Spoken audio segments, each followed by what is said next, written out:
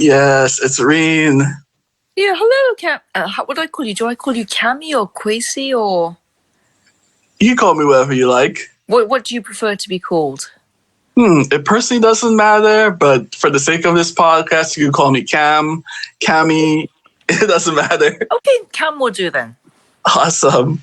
How you doing tonight? I'm doing okay. Actually, had a pretty good day and day off, so I'm just going to be doing stuff with my mum tomorrow. Awesome. Yeah, it was a pretty good day for me as well. Like today, I decided from last week actually that I decided that because I was working myself too much, Yeah. I was like, you know what?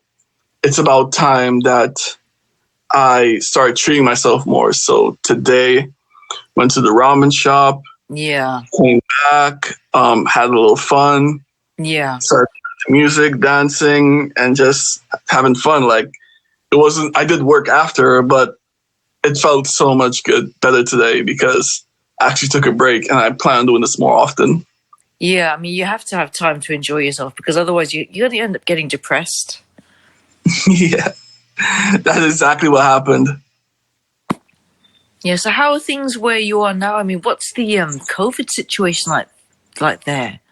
I think it's getting back to get really bad, but at the same time, it's like they want to lock down, but it doesn't look like it's locked down. Yeah. And it's just weird. I'm so confused because everything still feels like it's normal. Yeah. And I haven't really known anyone who got it ever since. I only had an uncle who I know who got it. Yeah. But other than that, I didn't know anyone else. And I've been working in the city, so. Yeah, so with your uncle, did he have symptoms, like serious symptoms, or was it just like a bad cold for him? I believe it was a bad cold because he worked at I believe it was a hotel. Yeah. And since the hotel has air conditioning. Yeah. Oh man. When someone has COVID, it gets filtered to the air condition. So basically everybody in the hotel got it. Oh dear. It's like Resident Evil. Yeah. Oh my goodness. I know, right? How about your side? Well, actually, things where I'm pretty sane. I mean, there's been no such thing as like bodies being sort of like, I don't know, removed from a scene. I mean, I worked very closely with someone with COVID-19. She was over 90. I worked with her for 2 weeks, 6 days a week, 8 hours a day in close contact. I didn't get it. She made a full recovery. Whoa. And, that's good. Yeah, and working with her, it seemed to me like she just had a bad cold. It wasn't like, you could hear liquid in her lungs and she was like, she couldn't move because she felt so weak. She was just a bit rough and then she got better. Wow. I've been hearing more stuff about that where people are just getting colds, or if not, they're have no symptoms at all. Yeah. Every year, around December, I usually gets this really, really bad cold. Yeah. But last time, it was before the whole Corona stuff happened. Yeah. I got a really bad cold. And then after some time later, it got announced that COVID happened. I was like, wait a second. Was that COVID or what? Yeah. Yeah, because once you recover from it, you don't stay positive. If they test you, you'll go back to being negative. It's only if they test you up for your antibodies, maybe then you'll have some forms if your body's like that. Oh, wow. I've got a friend, she actually went to a cave with bats in Oregon shortly before the COVID thing kicked off, and she got really sick. She's actually still having some aches and pains, but she just refuses to see the doctor because she's that sort of person. So I honestly don't know if she got COVID or not, but I don't think she's infectious anymore, but she says she's got pains in her arms and her chest when she breathes. But she says if it doesn't kill her, she's not seeing the doctor. Yeah. I can't really convince her. Oh man, those type of people. Oh, and before I forgot, let everyone know who you are and what do you do. Okay, my name's Rin Hoshigumo, and I'm an author of 2 books. My first book is The Nighttide of Summerlong. That's a PG-rated young adult romance. The second novel is The Servants of Neat, which is an R-rated new adult romance, dark romance, I'd say. Oh man, yo, is it as dark as the first one? Sorry? Is the Servants of Servitude as dark as Summerlong? I think in some ways it is dark, well, in the sense that it's more visceral and more explicit. I actually think it is a darker, more twisted novel because I actually conceived that novel when I was about 13. And when I was younger, my imagination was much wilder. I would think up these ideas and I'd think to myself at the time, they're pretty cool, they're racy. And these would be like really exciting things for young people to do. And now as an adult, I think to myself, these would be terrible things for young people to do. It's not racy, it's dangerous. And it's like, this is not good. This isn't kid fun. It's not even sort of like young adult fun. It's just very twisted stuff, even for adults. Oh man. Now I actually own two of the books. Yay! And I finished I believe I told you I finished the first one. Yes. But I'm still at the beginning of the second one. No worries. If I remember correctly, mind if I say spoilers? Mm-hmm. Okay, so I'm currently at the part where the girl where Steve he cuts his hair. Yeah. And the girl is like freaking out a little bit, but at the same time she's like, yo, he's still hot. Yeah. So what inspired the first book? The first book, The Nighttide of Summerlong, that was inspired by a daydream in English class. I actually think it was a Tuesday. And I was in English class just waiting to go home. In English, you don't really need to think. You just need to be able to speak. And I was just daydreaming because my English teacher was talking about something like Titian hair. And I just imagined my mind, this woman with dark red hair, rather sulky looking.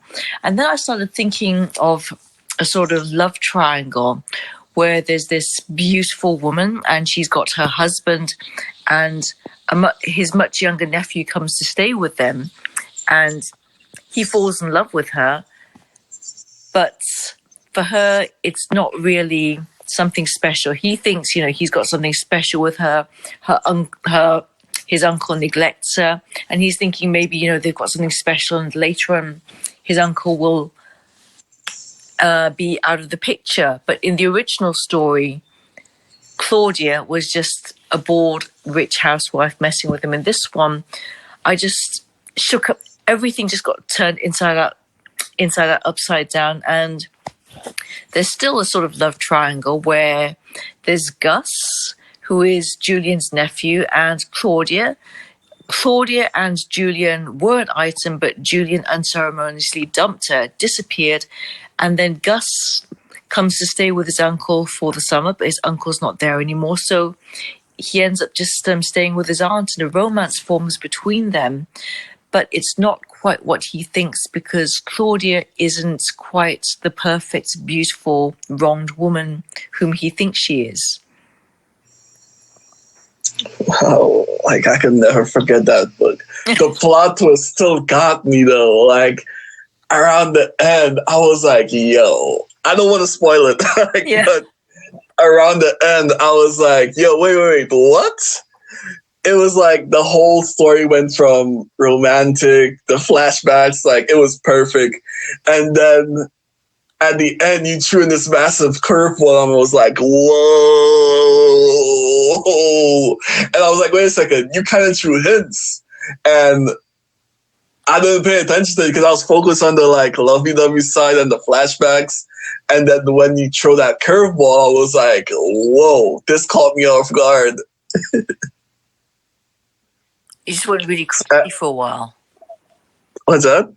It went really crackly for a while. I don't know why. I can hear you again now. Oh, my bad. Yeah, but the curveballs in this book, it caught me really off guard in the end. And I was wondering, like, did you plan on making it as, like, more of a strategy kind of story? Or did you have, like, other intentions behind it? Can you hear me? Yes. Yeah, now it's clear again. Yeah.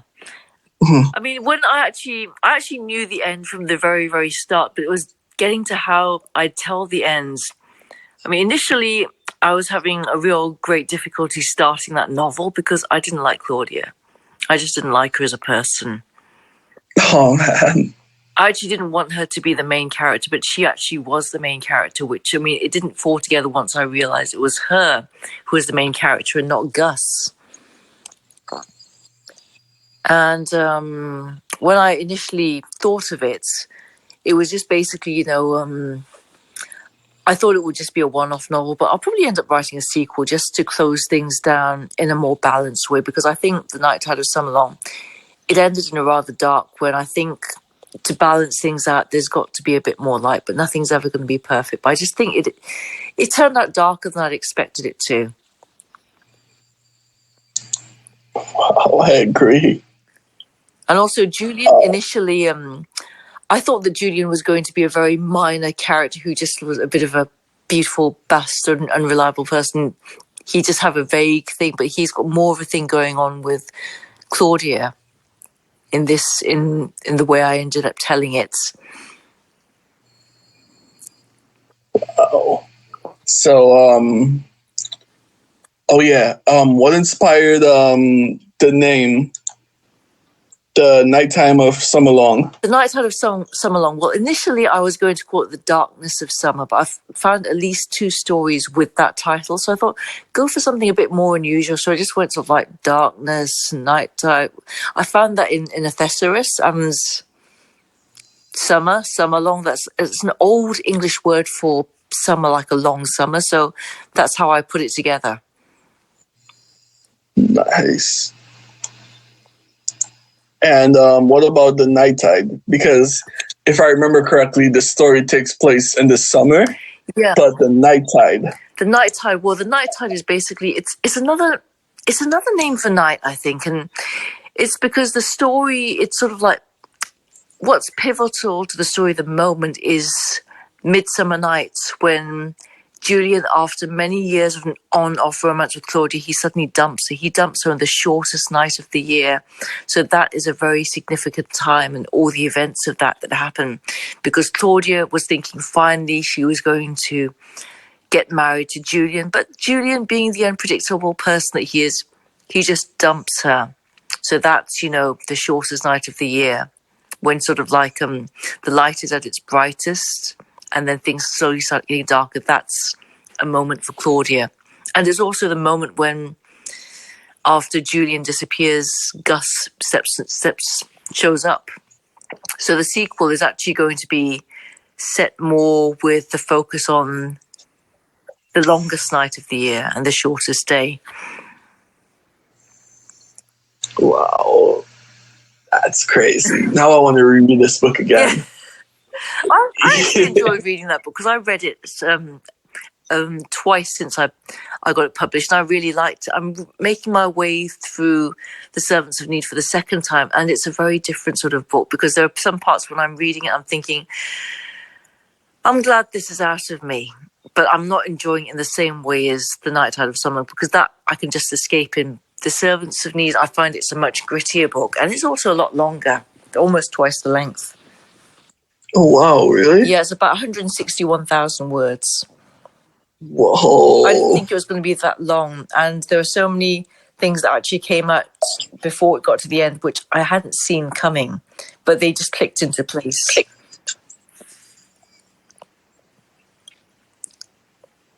Oh, are you there? Oh, yeah, I'm there. Sorry, it's just my screen went black, so I couldn't see. It happens. Yeah. Yeah, what were you saying? No, nothing. I just swiped at the screen. I was just saying the Servants of Need is basically, it's a grittier book, and I find it's not the sort of book that I can just lose myself in, because it's a much more visceral piece. Sometimes when I read certain things, it's like, I can't believe. I remember I had this detail in my mind for years and years, but now that I've got it out and I read it, it's like, it's vague, because I finally got it out of my system. So when I read it, it's not the same sort of escapism, because it's, even though it was not autobiographical, it was very cathartic, because I use elements that I've encountered and I put a lot of myself into it, even though Sarah is actually not really like me as a person. And as far as her taste in men goes, I actually find the love interest in it, Nick, he gives me the creeps. I think he has horrendous vibes. And he's a very nice looking guy, but he has really bad vibes. And I'm just thinking Sarah must be a bit of a crazy person because she's not insensitive to vibes. And she sort of overlooks all this because she thinks, my God, I mean, he is practically a living God. But he has really bad vibes, especially for someone from his background, no tattoos, hasn't done time in jail. It's like if he had a whole load of tattoos and he'd spent time with murderers, I could entirely understand why he had a vibe like that. But there's just something off with him. Wow. It's amazing to me. Like every time I join your lives, you talk about these characters with so much depth. Like it's almost like if they're real. And I truly admire that about you. And I was like, no wonder like the way you tell these stories always be so good because for some reason you visualize them different compared to other authors that I pay attention to. I know for some people, I've noticed with some authors, I find it really strange because their stories to them, they're just like carefully constructed. I know constructed devices, whereas for me sometimes I don't know where the heck my stories are coming from. I just get sort of like an idea, then I'll get a feel for the character, and sometimes when I start speaking about the character, it's like I can either like this person like they're someone I know, or I could not like them, but they don't feel like they're me. I feel like I'm tapping into someone or something else. Like with Tatsu, he's a minor character from the Nighttide of Summerlong. I might one day write sort of like a short story or maybe a novella, maybe even a novel based on his crazy life, because he's someone who has he can see spirits, but it's not an ability he was born with. He sort of gained it. And from his background, he never knew his father. His father, well, actually, he knew his father until he was about 3 or 4. Then his father disappeared, and his brother never knew the father. But as I sort of like start letting my mind drift and just seeing what comes up, it's like I get when I start sort of like realizing what his father was like, I get a very strong feeling about him, almost like he's a person, which is sort of odd because it's like I am sort of making this up in a sense, but I'm not making up in a calculated, let's put A, B, C together. I'm just letting my mind drift and I'm just getting what I'm getting. And with some characters, I do really feel very, very strongly for them. It's like almost like I'm connecting with a real person. I don't really know why that is. Unless it's just bits that I'm getting from various people I've met. I don't know. That's still pretty powerful though. Like the way you do it is always like so interesting because it's like, yo, this has to be based on someone. And it's like, it like so boggles me, like the way you articulate all these characters that you come up with. Something I wanted to say. Oh yeah, you also had a lot of these ideas since you were younger, right? Yeah, most of the roots of my stories, actually, they go back to my early childhood. And they might actually go back to things that have happened to my ancestors, which have somehow come down to affect me. I mean, like with I don't really notice it so much with the Nighttide of Summerlong. I mean, that one I conceived when I was 15. The Servants of Need, ostensibly when I was 13, but there are darker currents, like more sexual currents, which actually may be due to things which I picked up on when I was much younger, like maybe about, basically a kid, because my parents were very, very open with me. So I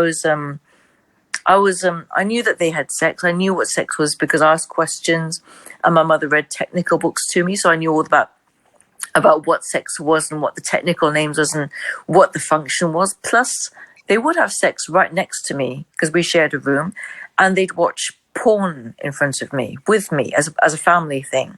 So, I remember I saw a lot of this thing, and when I saw it as a child, I didn't find it arousing. I definitely didn't find it arousing. I thought the adults looked quite ugly because I always thought adults looked rather horrible with, their different bodies, their pubic hair and whatever. And I also found that sometimes some of these films, they'd have interesting plots, but the sex was like, I just thought, why is this yucky sex getting in the way? But there were lots of influences, not just from the porn films, but in the 70s, there was just so much weird shit going on. I mean, children's programs with occultic themes and I don't know, sometimes I'd see like, oh, there's this poster for a film called Tenebrae. It used to scare the crap out of me. I saw it as a kid. There's this woman and she's got a head back and she's wearing like a red choker and you can see a line of blood running from under the choker. And I didn't know what that film was about, but it scared the crap out of me. But it fascinated me as well because I thought it was a really evil looking thing, but it was beautiful.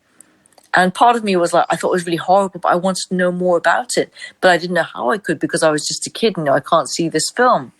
Well, now I've just found out it's a pretty horrible film with, I don't know, women getting stabbed and killed. It's not even a nice looking film. It's just a low budget, trashy piece of crap. But there were so many things around me when I was young. I think I just soaked them up without really understanding them, and they come out in my work now because sometimes when I'm enacting scenes from my stories or just trying to embody my characters, I do things, I look at it and think, that's a bit like that poster I saw when I was younger, or that's very much like a scene from maybe a certain sort of film I glimpsed when I was younger, but I couldn't see the whole thing because I was just a kid. But with my the novel that I'm currently working on, which is a science fiction novel, it's it's sort of futuristic. There's been a lot of genetic modification, and the main character, she's a clone from a very elite line of clones. She's a telepath, which is not uncommon in that part of the universe. She's been highly trained. She's very tall, beautiful, good looking, and she's got to investigate the death of an heiress on a planet who was she was brutally murdered, but she was murdered in a way that was very, very artistic. It was almost like if you saw the crime scene, it's almost beautiful, but it's horrible, so it really stays in your mind. But her family doesn't really, they've just written it off as a suicide. Basically, by the time she gets there, the paperwork's pretty much done and dusted. It's a suicide. But the organization she works for has an investment in it because they want to find the killer. So she has to find out who the killer is, try and form a psychic link with him and trace him, which is really highly irregular because on that planet, there are different sectors and each sector is governed by its own rules. In some sectors, it's very civilized and you have to keep the order. Some places, you can get people in and you can kill them so long as they're not registered individuals and it's A-OK. So it's actually quite questionable why she's investigating this, because if that sector says, hey, it's okay, and we're not investigating this, it's a suicide, you stay out of the business of these old families. But because her organization wants to investigate it, she does. But it's probably rather dubious why they'd be wanting this, because if they have an interest in this and they're going to go against the rules of the sector, it's probably going to be something that they wouldn't be telling her entirely why she's doing that. Because even though she's from a very elite line of clones and she's privileged, she's also expendable. She's a clone. If anything happens to her, there's God knows how many thousands to replace her. Whoa. That sounds totally awesome. How soon do you think you're going to finish this one? How soon are you going to finish the story? I'm thinking by 2023. I was thinking 2022 at first, but then there's been work's been getting busier with the COVID situation because I'm a healthcare worker and we get paid well for it. And also, when I started writing, I've got to 41,000 words, and I'm thinking there are some bits in it I've written about the antagonist which are more background and don't need to be stated, because I want to bring out certain tensions in the relationship of the antagonist with the murder victim, because basically it's a situation where there's this rich, privileged heiress. Her name's Claire Petrarch, and she works in a nightclub called Heaven. Now, she is like from crazy rich family. She does not need to work, but she's working as an angel in a nightclub called Heaven, and the angels there, they get paid about 1,000 units a night, which is super good money. And if you're you're an unregistered individual and you get paid that much money, it's like wow, this is incredible, because this is an incredible amount of money. Plus, unregistered individuals, they don't really have rights, but if they work at Heaven, they can actually become registered within the sector where the club is. So then they will have rights, and they will be citizens, well, registered citizens of that sector. Now, Claire, she's a registered citizen of that sector. She's super privileged. She doesn't need to work because she's so damn rich, but she's working in a club for 1,000 units, which is nothing to her every night. And she's also she'll get fucked by about 20 to 30 men a night. And this is a rich, privileged heiress choosing to do that. But she's not doing it for the money, really. She's seeking something else at the club. And because she works at that club, it's probably why she meets a certain individual, the antagonist. Now, her relationship with him, basically, it's finding out basically why she got killed and the dynamics of that relationship, because she's like a rich, powerful woman, and she gets involved with someone who is very unique. He's not a standard human being. He doesn't entirely know what he is. He's younger than her. Physically, he's very formidable, but socially, he has virtually no status. And it's how they form a relationship where she thinks, she's found someone wonderful and she's doing him so many favors, but he's someone who's he knows what it is to be used, to be objectified, and to be treated like you're special. But you realize in the end that the whole thing was a charade, and it was really, you were not treated that well at all. So he's got a lot of bitterness, and how someone like that, when they're in a situation where, oh, you're with this woman and, oh, she's attractive and she's old and she's doing everything for you, how someone like that may actually not see it like, my God, he's found a savior. Someone like that might actually think, oh, so it's this type of bitch again, and how he wants to turn the tables. So I need to take a step back, because the way I'm telling it, I don't need to tell so much of his background. I want to bring out more of, I want to bring out the background, but not by telling explicitly and just working it through, just showing how he sees it, how she sees it. Because sometimes people, it's like they can say they're in love with someone, but what happens is they see someone, they think, my God, oh, he's wonderful. And they decide, he's the one, I'll be this, and this is our wonderful story. But they're so intent on getting what they want and thinking this is their dream, that they don't actually bother to get to know their beloved. And it's a very, very dangerous mistake, because in this case, the beloved is someone he's really got an axe to grind, and he's not grateful for anything at all that she's doing. The way he's playing it, he's using her. And it's the way he sees it, it's a skill to him. He's learned how to use and manipulate women and see through their little lies and stupid shit. So for her, she never sees him clearly. And he has he does not see her as, this beautiful, rich savior that she does. And it's how things can go like that, and how in that sort of relationship, even when there are feelings which may be genuine, there's a major break in reality, because she's not seeing him as he is, and he's not wanting her to see him, because he has his own agenda where he doesn't want to be seen, because he wants to have power over her so that he can redress the balance which was not in his favor a long time ago.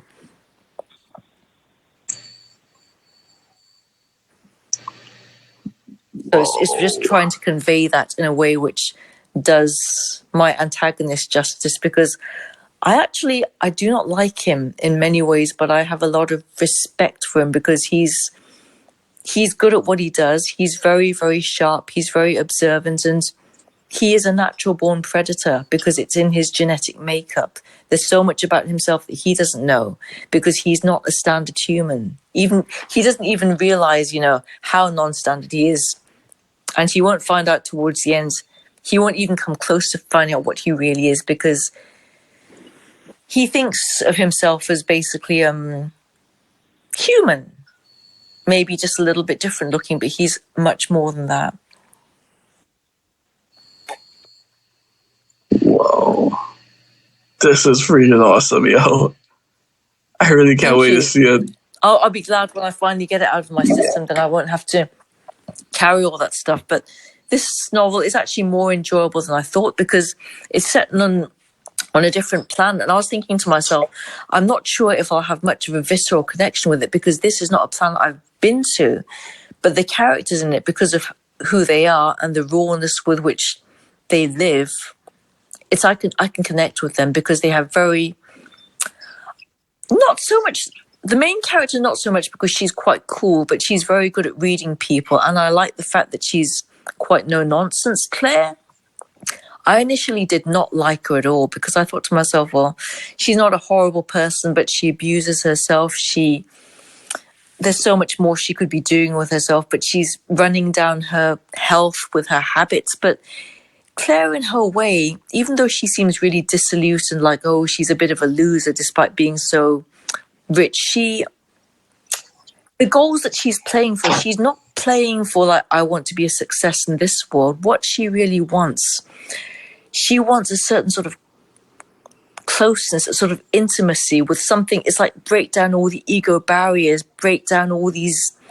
She wants to be like close to the source, close to divinity.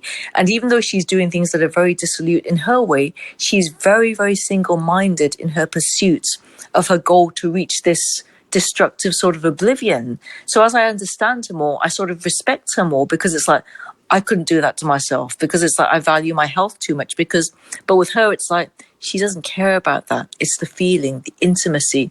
She wants to be like close to a god or the divine. She doesn't care how many men fuck her or whatever, so long as she can get close to that ecstasy, that's what she wants. And she's not scared of the damage it does. She doesn't care about it. Whoa, this is so intense, It's but more I intense really than I like thought it. it would be because I thought to myself Claire was a bit throwaway, but in her way, she's actually... She's almost badass if she won't, but she doesn't really seem to fully acknowledge what's going on because she's not focusing on what's here in this world. She's just wanting that insane kick that the flesh cannot take. It will destroy the flesh. And the character, or the antagonist whom she ends up with, he is an extremely patient individual. He has some very sadistic traits, and it's partially to do with the things he was exposed when he was younger, but it's also part of his genetic makeup because he's not a standard human. Because a lot of the people who've had genetic engineering or genetic modifications, it does affect who they are as people, especially if they had, if they were, sometimes it's like the people who were engineering them, they were heading towards a goal and those individuals weren't the goal. So they just sort of like, they just chucked them whatever. They were on their way to something more refined, but they got rid of those individuals. They just chucked them, anything can happen because they're rejects. We've got no time for them. But they've got those traits in them which make them different from other humans. And sometimes they're more antisocial, but it's not really wrong because that was part of the goal. They're just not the real end product. Oh, and also, there's a thing yo. with the clones because the main character, she's from a line of clones. I think they're called the Muses or something like that because they're telepaths and they're all very beautiful, tall, blonde women. They can tan really deeply. They got grey eyes and very thick, long, white blonde hair, and they were originally created to be like sex toys, but they were far too talented for that. They were too sharp, too good at reading people, just too intelligent. So they started using them for other things and keeping that line because, that line is talented. And also sometimes they want to breed them with other individuals or do other stuff and create more interesting clones. But even though they're clones, they've all got very, very different personalities. They've all got their own specific soul. And my favorite character in the whole novel is Persephone. She's going to have a very small part in it, but she's... Yeah, Oh because no. it's not her story, but I really like her because of the rawness with which she lives. Because Persephone can see spirits. This isn't something all the other clones can do, but they might have it in their DNA. It's just that she was on a planet which was very, very isolated, and she really had to live on her wits. Plus, that planet, it wasn't a very civilized planet. So there were certain mental boundaries which were not put in place.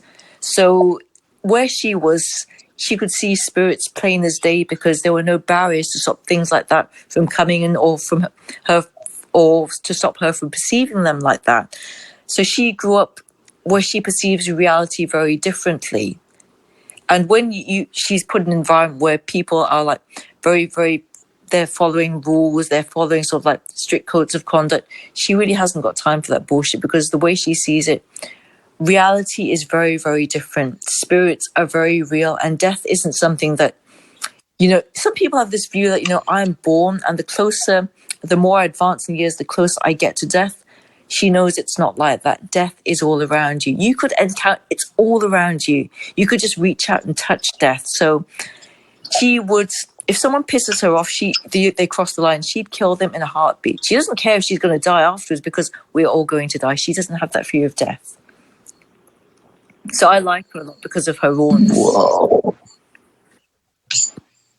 That's crazy and badass. Because this is not her story, but she's the sort of person. If she Oh enters no. a room, she will. If she has a scene, she'll end up dominating it, because she's that type of person. She knows she's not afraid of her own power, and she's not going to put up with bullshit. If she's going to do her work, she's just going to do it. If someone says to her, because sometimes in her line of work, they have to pull people in. But if she meets this person and they're saying, we have to get this person, find information from him. If the spirits are telling her what he's about and she thinks this man's a piece of shit, she'll kill him. I'm not bringing him alive to you. I can tell you exactly, what's going on. And she'll just kill him. And she won't care about any punishments or whatever, because she's just not scared. So she's my main favorite character. My second favorite character, I don't know, I like Lily, because Lily's the proprietress of the nightclub, and she is, again, not a standard human. If she has an exchange, physical contact, especially body fluid, she can sort of get a bit of telepathy and read people, even though she's very good at reading people just by looking at them. But if she kisses someone, if she's intimate with them sexually, she can get a lot from them. And she's a very no bullshit person, because she can just see through people so easily. The antagonist, he's very good at reading people too, but he's very twisted. And he plays with certain types of women, he plays a very, very cold game, because he's trying to fix things that happened in his past with a particular individual whom he thought cared for him, whom he thought loved him, but he later on learns she taught him, whatever she taught him, it was the opposite of truth. So he's very bitter, because he realizes that she fucked him up, and he's got to unfuck himself up, but it's difficult. So this is probably going to be one of, in a way, it's going to be challenging trying to convey the truth of that, but it's also going to be fun and fulfilling. Wow, this is awesome. Like, this reminds me of like the creative process for the manga I'm working on. It's still gonna take a while, but basically, I'm not even supposed to be talking about the spoilers, but basically, the plot of it is basically based on like my life in a way, but I'm kind of telling it in a way that is not only fictional, but in a way I probably would have lived, like if I was different. So most of the stories in the manga is basically like reflective based on like actual events that I went through, or some other event that happened in the country.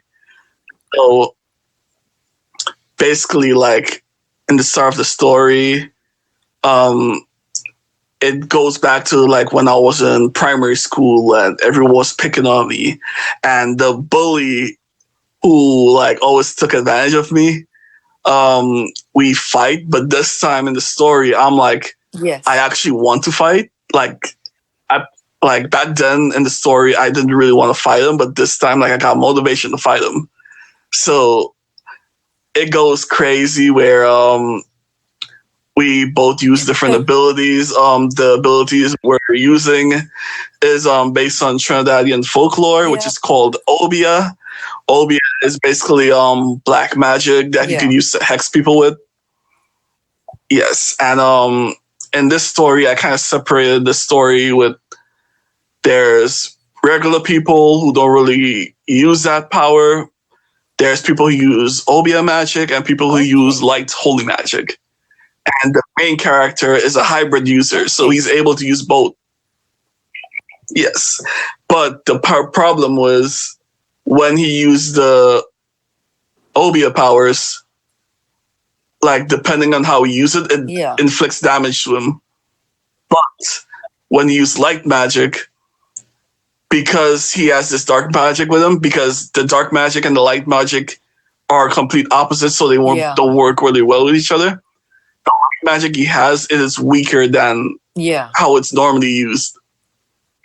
Yeah, so it keeps going like that. Like it's a whole bunch of different stories about different creatures from the folklores as well. Like one of them is a sukunyant. To everybody don't know what that is. It's basically a vampire, a Trinidadian vampire. It usually takes the form of a woman or an old person, and at night it comes out as a ball of fire that like goes and suck people's blood. It usually goes after animals, but it also goes after people too. And the way I wrote that story is like so amazing because I don't want to like give too much spoilers, but it's just so crazy. And the whole point of the whole story is just that the kid who named Cameo, he wants to be like a community leader in his hometown, just like the other leaders, so he can protect the whole village. So, and since I said cameo, I might as well say this. The name Cammy-Kun is based on this character because I wrote this while I was in Trinidad when I didn't want to do music anymore for a while. Then, like when I came back, I was like, "Yo, I need to rebrand. What should I do?" And in the story, his brother calls him Cammy, and I was thinking about, wait a second, if this was Japanese, they would have called him Cammy-Kun. And that's why I stuck with. And what's even crazier, because this name has many meanings, the word kami, well, when I was trying to find some logo ideas for it, like I was typing it in kanji, but in kanji it kept spelling the name wrong. They spell it as kami. And the crazy part is in Japanese, kami means God. So like it was like, yo, I think I'm destined to keep this because it's like I'm calling myself a god, but at the same time, it's like the word kun is used for someone you look down to as like a little brother or something. So so it's like I'm powerful, but you're my equal. So that's what the name kun means. I actually thought it had something to do with the camera, like animated cam. Nah, the animated cam is it's because mangas usually turn to anime, so I called it animated cam because I wanted to become an anime one day. So your story, are you writing it as a novel or is it going to be like an animated like graphic novel? It's probably going to be a comic, but at the same time I want to make a light novel for it too. Yeah, I'm thinking about it because I started reading some lately that's based on the anime. I was like, whoa, this is awesome. I need to make some of this one day. Yeah. I plan to have at least 3 to 4 arcs. Yeah, 4 arcs. Yeah. Because I don't want to make this long. I just want to make it like it's going to be separated into 3 main stories. The first 2 stories when he was younger. The last 2 stories takes place when he gets older, a little bit older. He comes back as a different like I already have like the ideas in my head. I just have to write them all down. But basically the first arc, when it starts off as a funeral. And you won't know why the funeral happens until the end of the second arc. And after the second arc, because of the funeral, he leaves and he comes back, but he comes back a little bit darker. And the reason for this is because he gotten possessed by the spirit that's been inside him like since he was younger. And the spirit is trying to take over and trying to cause havoc. And it gets wilder. Like, like I'm getting so excited thinking about this because I really, really want to finish it. Like I reread it like the other day. Yeah. There's a lot of stuff I want changed, but I think it's going to be a Excellent. really So decent you've already story when written it's it all done. down. Oh, excellent, excellent. Yeah, I did. Like it's mostly in my head. Like I have at least one arc, but everything is like exactly in my head. Like even though I fall asleep, like and I think about it, it goes the exact same way like I planned it. So it's like it's basically done. I just need to finish write it all down just to make sure. How long do you think it will take you to get it all down? Yeah. It could take years. Like right now, like since I'm focused on music, it's gonna take a while. But as I quit my job, I could probably prioritize it like maybe before I do an album. And then like I could write like a bonus for like people who get the album, they could see the arc its entirety and it'll be like a really cool story. Very long. It is like I don't think it's that long because it's like 4 arcs. But then again, a lot of anime and stuff, they're usually long. Yeah. But I don't want it to be that long because I feel like if I try to drag it, the ideas will go dry. The only part I have trouble with currently is how to end it without being cliche. Where in usual animes, like during the final battle, the main character gets a random power up and he defeats the character. I'm trying to not go that route. I'm trying to like make it like at least where the main character has to struggle to win the fight, and after he wins, there'll be more struggle after that, but in the end, everything will be okay. Yeah. So I can't wait. Like, oh man, this is awesome. No, you finish. Like, I hope finish. What's that? Yeah, I just hope I haven't said too much because I'm trying not to get this idea stolen. You said too much. But just give them a small taste of it. Yeah. Yeah. Oh man. Do you have what were you going to say? Is it the main character or is it someone else? Yeah. The main character. I like him a lot because he's like me, but he's the person I want to be. Yes, because it's like the same storyline as I lived, but it's like the way how I wanted it to be. Like the main character and his brother, the difference between like my brother and his brother is that he's the younger brother and the brother is older, while I'm in the real me, I'm the older one and he's the younger one. And we kind of merge like personalities a little bit. So the older one, oh yeah, that's why now I remember. The main character, his personality is based on my brother mostly. Yeah, and the older brother is more based on me because I'm more serious, I'm more quiet, but at the same time I'm driven and I'm really focused. The younger one, he doesn't take life as seriously, but he has his main goals and he looks up to his brother like the way that I looked up to my little brother. And we like teach each other stuff. Their brotherly love is still there. They got a strong bromance, even though the older brother is tough on them, but they have a really strong bromance. And it's crazy. But yeah, the main character, I love him because he just like doesn't give up. Like he knows what he wants. He sees a situation and he knows what to do immediately. And if I could pick the second main character, It'll probably be the.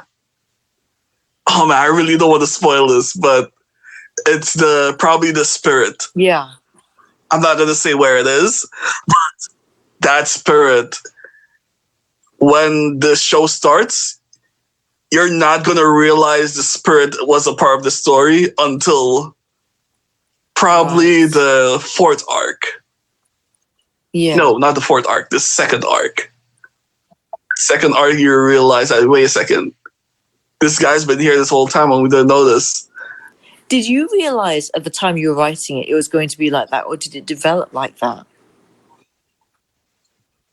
Okay. I think it was going to be like that. And, like, it's crazy because I remember I was reading which manga I was reading. And I felt so good about it that I was like, yo, I got to start writing. I believe it was My Hero Academia. And I got inspired by him because he's basically just like me, but worse. Like, the main character, the author of My Hero Academia is Horikoshi Kohei. He's basically a mangaka who has social anxiety that is so bad that when he does interviews, he wears a mask. It's fine. Yeah. And every interview you see him, he wears a different mask, and it's like, yo, this guy, he has anxiety and he's still like going through this. And I was like, yo, this is awesome. Like, I think I could do it too. And that's why I started writing the script. Also, like, because of that, I also got more ideas of what I want to do. There's like two more ideas I wrote down.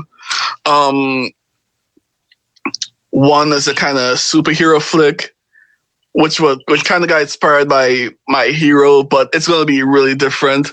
The main character, he has it started off as the main character and he had a useless power, but he develops a power so much that it's almost like unstoppable.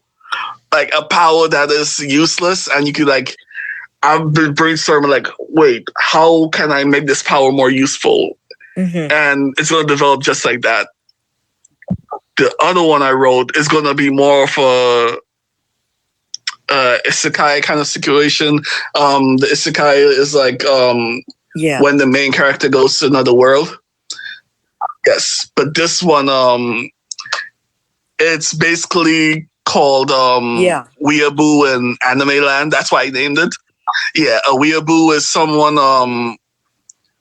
who's not Japanese, but he's so obsessed with it, he wish he was Japanese. So the story, I made it based on like those kind of people. Like, I think they're annoying. So I was like, what if I took a guy who's like that and put him in a situation where he gets transported to the anime, and the anime world, it's not like the anime he watches, but he actually realizes life is in danger, and so he has to like realize that this is not a joke. So he has to take his life seriously, and then he has to learn a whole bunch of lessons. I took like a whole bunch of ideas from different YouTubers who were talking about like their friends who do a whole bunch of dumb shit because they're so obsessed with anime that they think that it's real. So when they go to Japan, they screw up.